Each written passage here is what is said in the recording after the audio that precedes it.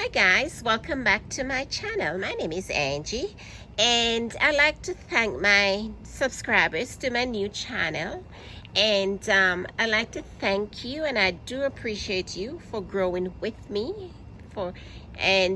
Today I'll be doing an update on the Catasetum orchid glade. Earlier on I showed you how I care for my Catasetum and the growth process and watering, nurturing, and all that good stuff.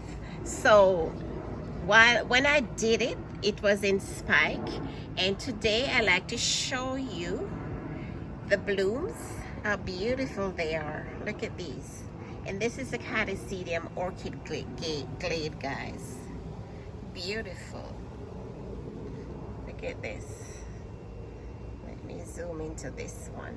See how beautiful, beautiful, beautiful, beautiful. There she is. That's another one over here. And with the Catasetum, the spikes, they go in their own direction. Whichever direction the spikes want to turn, they turn. So that's it, guys. That's the orchid glade, Catasetum orchid glade. And this little area here, I have some oncidiums, and it tends to be one of the sunny spots in the morning. So I also have some succulents with my orchids. I do a mixture of them. That's another succulent over there growing. Succulent, the flapjack. This is also one of my dendrobiums, Dendrobium Lori Mortimer. I think it is also called the rabbit ears, guys. Yeah. Another pot of succulent. That's a ghost succulent. And this is a Hoya. Look at these pretty pink leaves that they're popping up. It's popping up.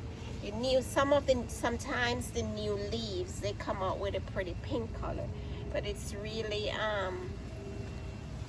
the variegated cornuscle. Every now and then the new leaves pop up, these little pink leaves. It's another dendrobium here.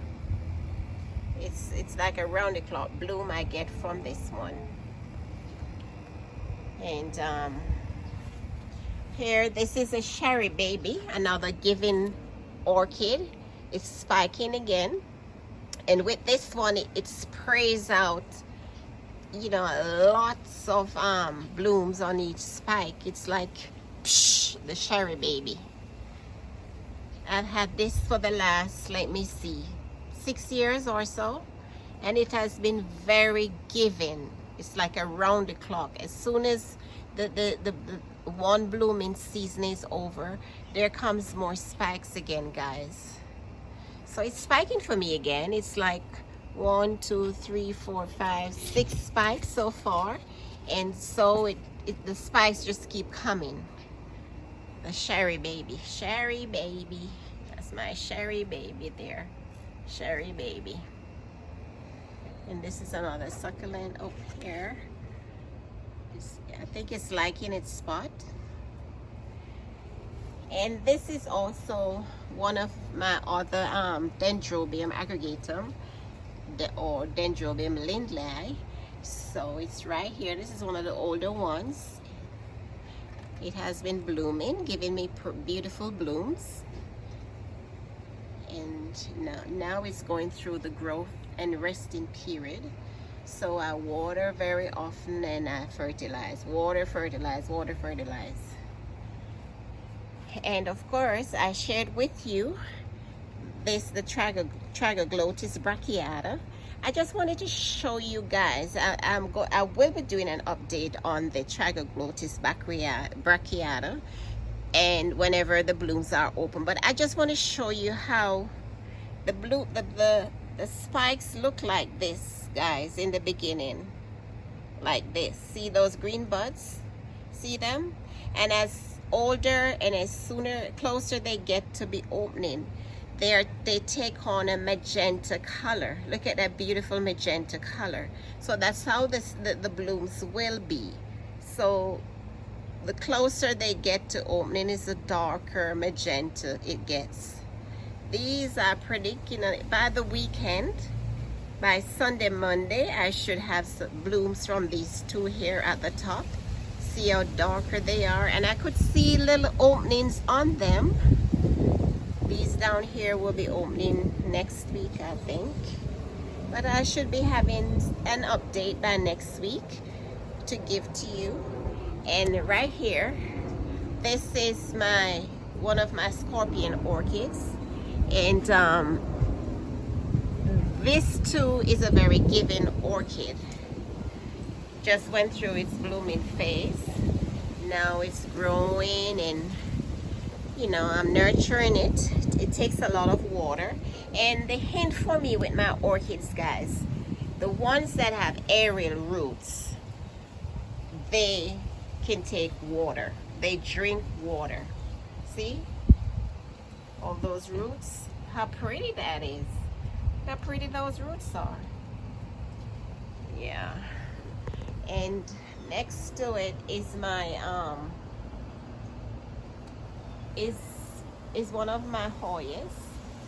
And for most orchid collectors guide, there are certain plants that they complement their orchids with.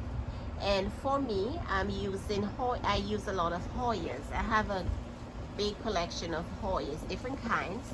And this one is doing very well. It's making use of the sun. It's putting on a showpiece. And Hoyas, they can be sun stressed or cold stressed, and they get these blushy blue leaves.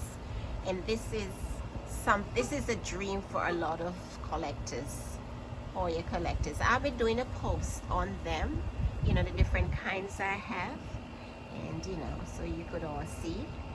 It's putting out blooms, and each bloom, well, as soon as the bloom is phase is over, it leaves these little cone-like things.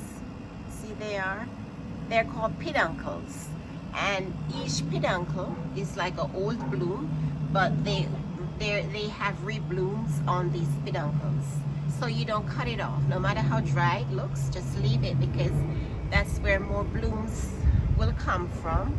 And other places too, you'll have new peduncle, new areas, and then these old areas, leave these, and you know, it's capable that they bloom again, given all conditions are okay. So it's putting out buds. Look at that. Look how pretty this is. This is a Hoya collector's dream to have these this color here on the leaves.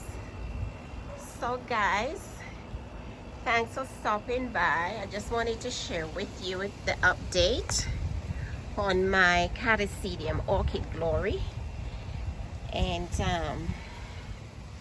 you know, it's very hot. It's very hot. It's a brutal summer, and a lot of us growers, we have to be relocating our plants to save them. So you know, our gardens may not be looking, you don't have the stuff. This is also a succulent here. It's growing.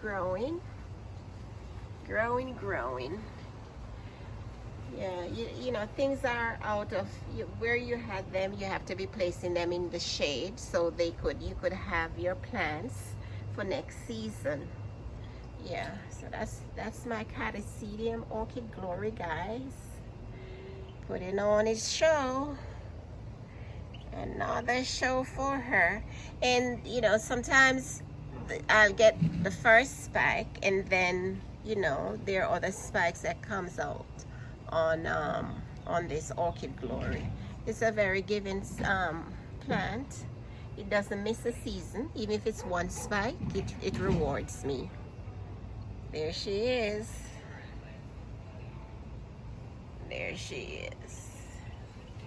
Catasetum Orchid Glory. So guys, thanks once again for visiting my channel. Please subscribe and share and help me to grow my channel.